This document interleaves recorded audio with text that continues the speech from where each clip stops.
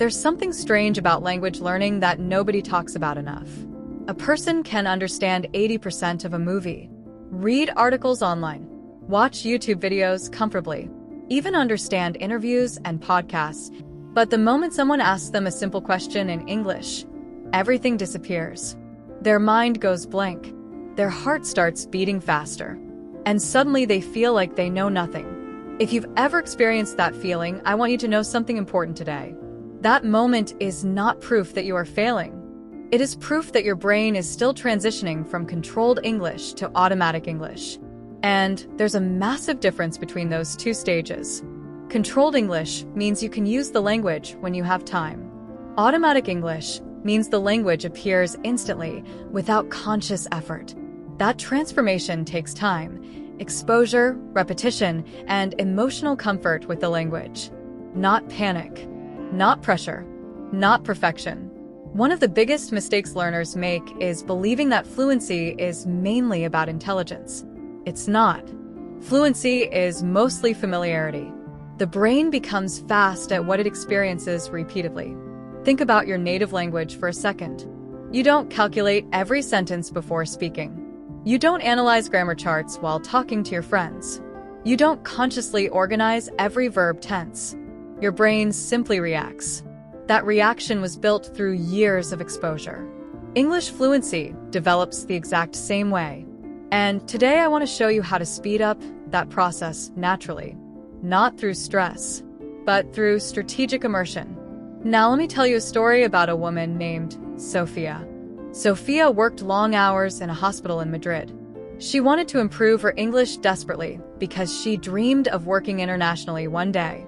But she believed she was terrible at languages. Every night she opened grammar books, memorized vocabulary lists, and watched complicated lessons online. After 2 years, her English improved only slightly. Then something changed. One evening, she stopped studying and started living in English instead. She began watching cooking channels while preparing dinner. She listened to true crime podcasts while cleaning her apartment. She followed fitness creators in English. She switched her phone settings to English. She started reading comments under YouTube videos. She listened to interviews while commuting to work. And something incredible happened. English stopped feeling like homework. It became part of her environment.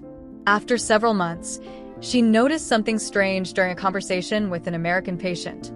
For the first time in her life, she answered questions without translating first.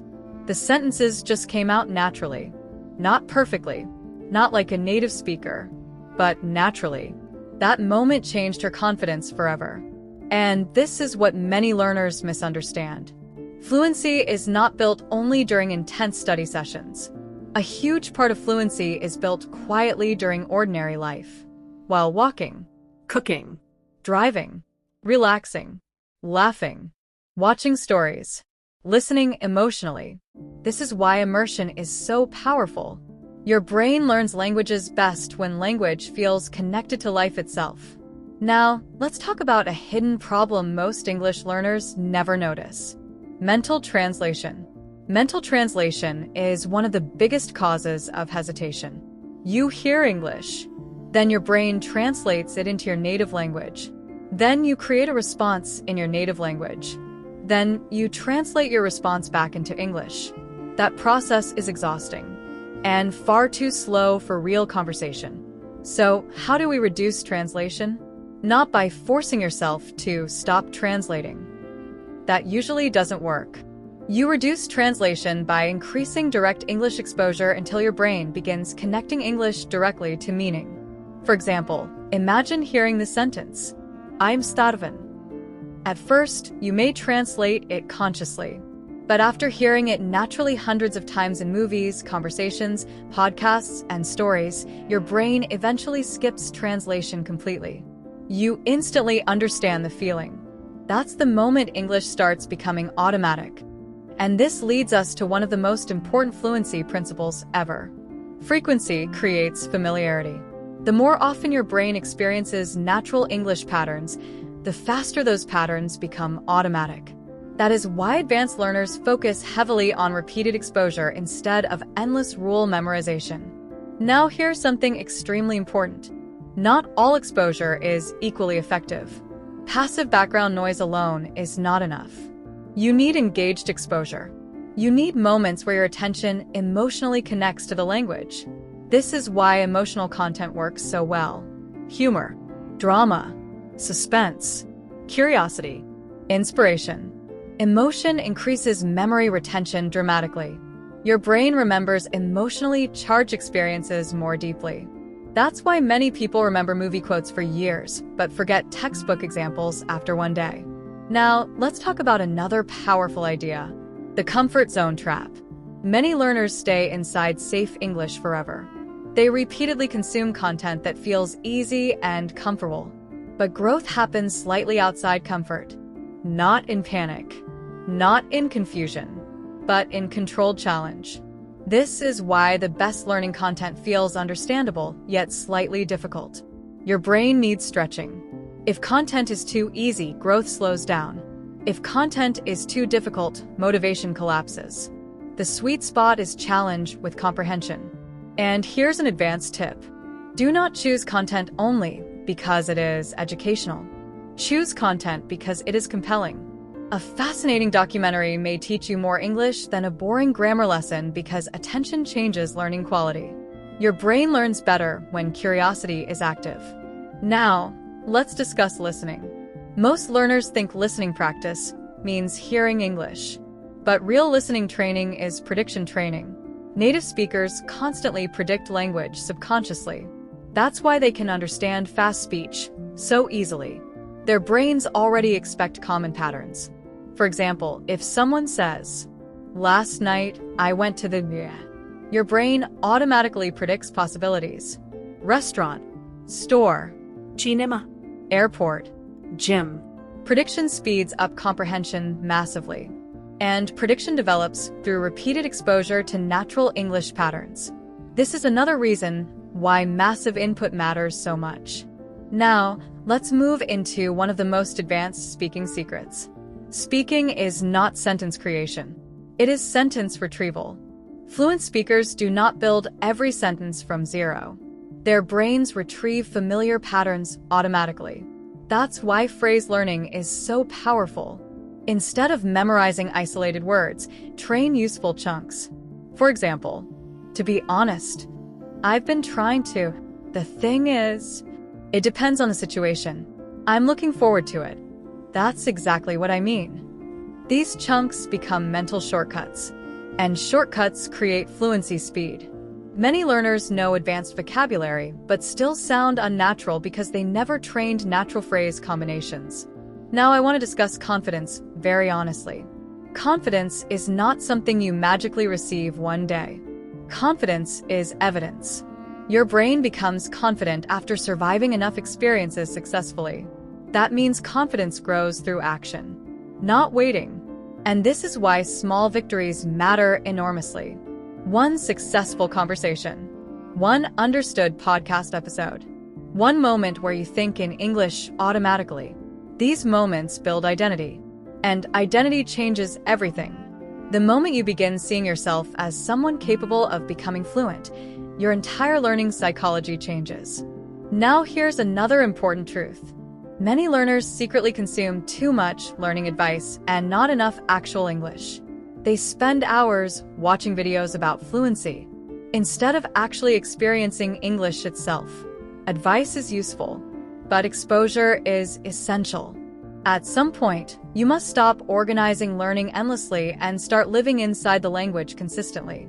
Now let's talk about pronunciation again because this area creates huge insecurity for many learners. Here's the truth. Perfect pronunciation is not the goal. Comfortable communication is the goal. Clear communication, natural rhythm, confident expression. That matters far more than sounding identical to a native speaker. And remember this carefully. English exists globally now. You will speak with people from many countries and accents. International English is real. So stop punishing yourself for sounding different. Instead, focus on clarity and rhythm. Now let me teach you an advanced pronunciation technique called emotional imitation. Most learners imitate sounds mechanically, But native speech is emotional. Instead of repeating sentences like a robot, copy the emotion. Excitement, Sarcasm. frustration, curiosity, confidence. When emotion enters pronunciation practice, your speech becomes more natural instantly. Now, let's discuss why some learners plateau at intermediate level. This happens because intermediate learners often stop increasing challenge. They understand enough English to survive, so progress slows down. To escape the plateau, learners need deeper engagement. Longer conversations, complex listening, opinion-based speaking, abstract thinking, storytelling, Debates. advanced reading. Your brain must continue adapting. And adaptation only happens through challenge.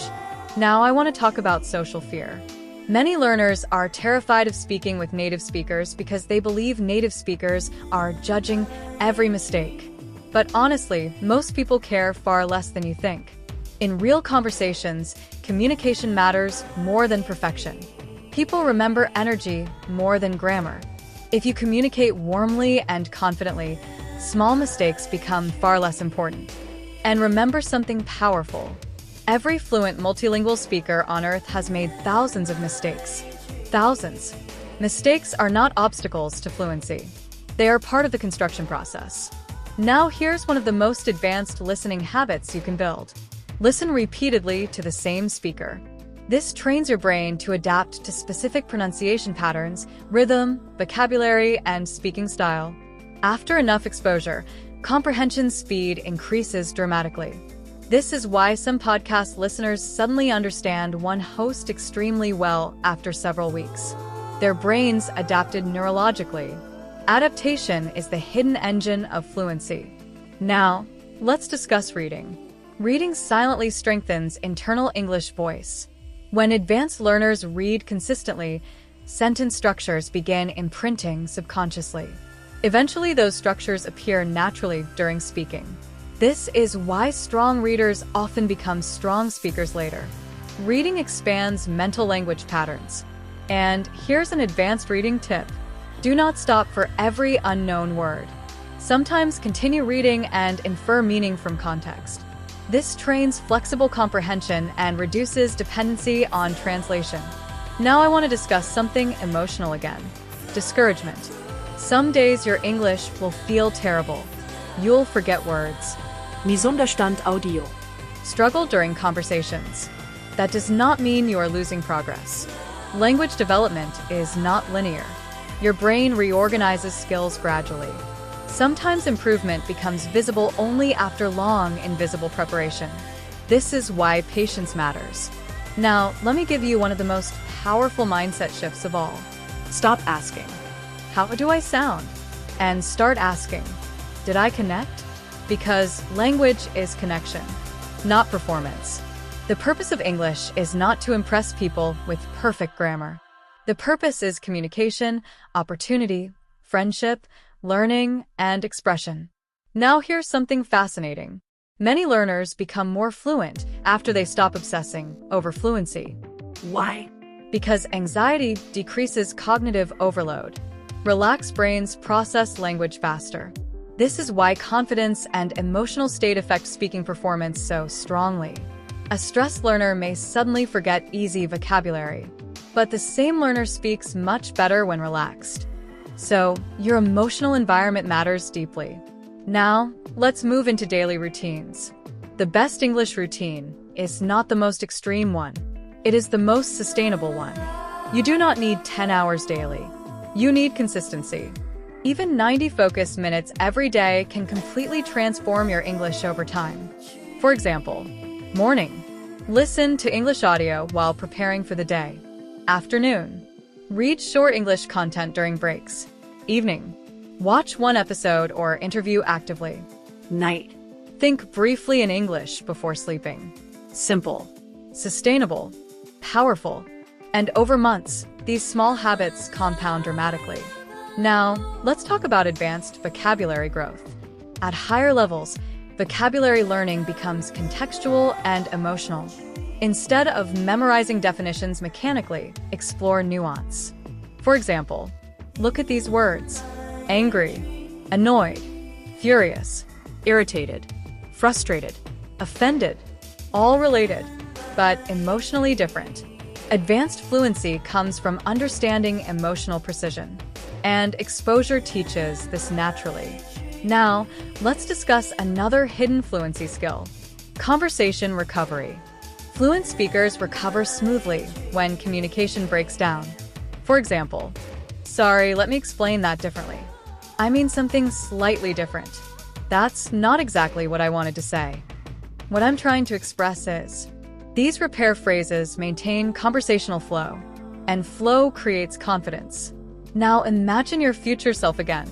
Imagine speaking English naturally during meetings, traveling confidently, understanding humor instantly, watching movies effortlessly, making international friends comfortably. That future version of you is not built through one perfect study session. It is built through repeated daily contact with the language, one day at a time, one conversation at a time, one listening session at a time.